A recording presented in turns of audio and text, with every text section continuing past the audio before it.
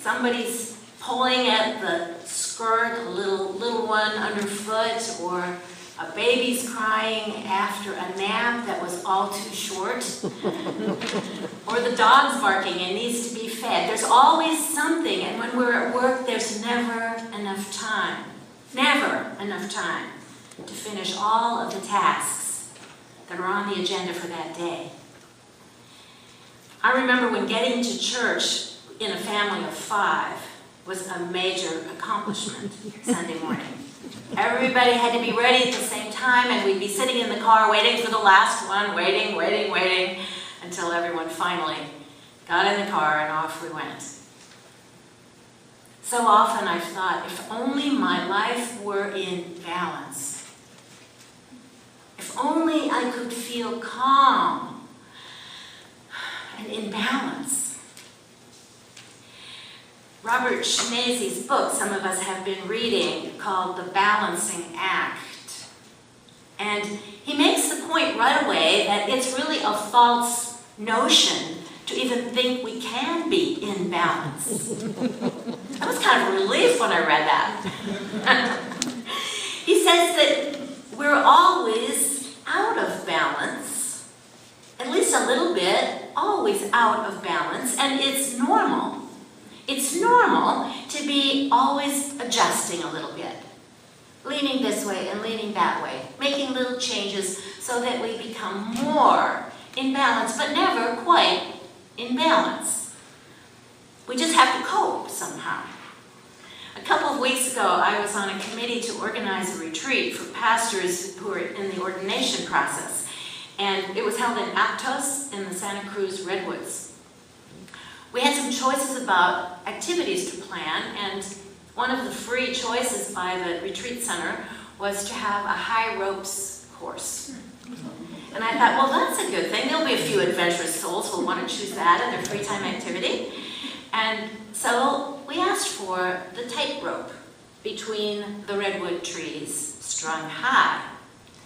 Well, because I was kind of responsible for the schedule and for everything going smoothly, I checked in with the people at the ropes course just to be sure that they were doing what they said they would do, and to thank them for setting up, because I knew that it would take some effort to get up there in the trees and to do it all. Well, when I got there was only one volunteer, only one candidate who wanted to climb up and walk the tightrope. And so, of course, the man in charge said, well, how about you, Heather? How about you? This is not the usual thing I take on, these daredevil challenges and athletic feats. It's not my forte. But I figured, I didn't want the guy to have set up all this stuff and to be there waiting and have no volunteers. So I thought, okay, I guess I can do it. I'll do it. It'll be a once-in-a-lifetime experience. So I got all harnessed up and climbed up the redwood tree, step by step, on these iron footholds. Have you done this? I'd never done it before. High, until you come to the rope, and you're supposed to let go of the tree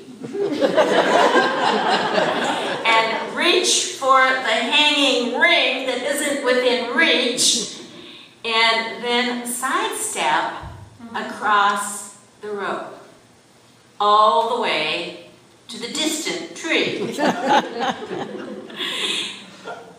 And you're, going back and forth to get balance. It's as if you're going to fall. Of course, you don't need to worry. You're in a harness on a pulley, and you won't fall. but you feel like you will fall, absolutely. That back and forth is frightening. Well, we made it to the end, and then he said, you have to touch the trunk. So I touched the trunk, and then I had to come back to the middle in order to be released down on the pulley. So I had to go across and back halfway. So I did it. Whew! Believe me, I never looked down. It was very, very high. And I was glad I'd done it, but very relieved to be back on sure footing on the ground again. You have to have trust when you do something like that. Trust that the person on the ground will hold you. Trust that even though you're balancing back and forth, you're really not going to fall. You have to have something inside to keep you grounded. In life, we need to have that stability and that sense of trust inside. Because we certainly don't have it on the outside, with all the demands and pulls on us in life. St. John's vision includes the objective to grow spiritually as individuals and as a community through education and worship. We deal with all the stresses of life, all the pulls, all the sense of out of balance, and we somehow need to develop that sense of stability inside us, that sense of a connection to God, God who gives us the grounding. I wonder when you feel most connected to God. I wonder if you recognize times when you're really able to achieve inner peace. Inner peace is quite elusive. It's not that easy to achieve. Sometimes we think that only gurus and monks ever achieve inner peace. You know, they say if you can start the day without caffeine, if you can always be cheerful, ignoring aches and pains, if you can resist complaining and boring people with your troubles, if you can understand when your loved ones are too busy to give you any time, if you can take criticism and blame without resentment, if you can conquer tension without medical help, if you can relax without alcohol, if you can sleep without the aid of drugs, if you can eat the same food day in and day out, then you're probably the family dog.